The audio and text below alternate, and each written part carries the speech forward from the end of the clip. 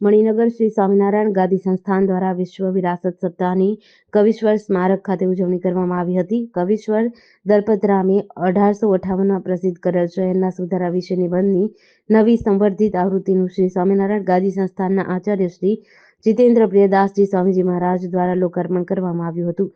આ પ્રસંગે જાણીતા ઇતિહાસકાર ડોક્ટર રિઝવાન કાદરીએ 166 વર્ષ પૂર્વે કવિશ્વર દલપતરામ કૃત શહેરના સુધારા વિશે નિબંધની પ્રસ્તુતતા દર્શાવવામાં આવી હતી.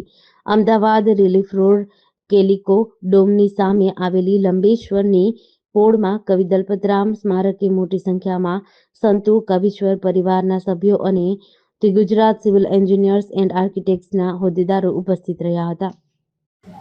કવિશ્વર દલપતરામ એટલે અમદાવાદનું સમાજ જીવન, અર્થકારણ, રાજકારણ જે પણ સમજવું હોય તો કવિશ્વરનું આલેખન જાણવું, સમજવું પડે. ભૂત નિબંધથી શરૂઆત થયેલી કવિશ્વરની જે શોધયાત્રા છે એ આગળ વધતા શહેર સુધારા વિશેનું જે એમણે નિબંધ લખ્યો, 1858ની સાલમાં આ નિબંધ લખાયો.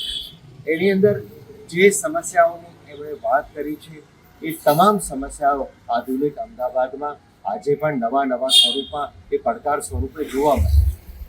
ઇતિહાસમાંથી બોધપાઠ લેવા માટે આજે આ પુસ્તિકાનું ફરીથી પુનઃમુદ્રણ કરવામાં આવ્યું છે અને એની સાથે કવિશ્વર દલપતરામની કેવી દીર્ઘ દ્રષ્ટિ હતી. એમણે 1858ની સાલમાં ડિઝીઝ કંટ્રોલની વાત કરી હતી, ડિઝાસ્ટર મેનેજમેન્ટની વાત કરી હતી, ફાયર સેફટીની વાત કરી હતી અને આજે જે ક્વોરન્ટાઇનની વાત છે, સોશિયલ ડિસ્ટન્સિંગની વાત છે, એ તમામ વાતો એમણે 1858ની સાલમાં વાત કરી.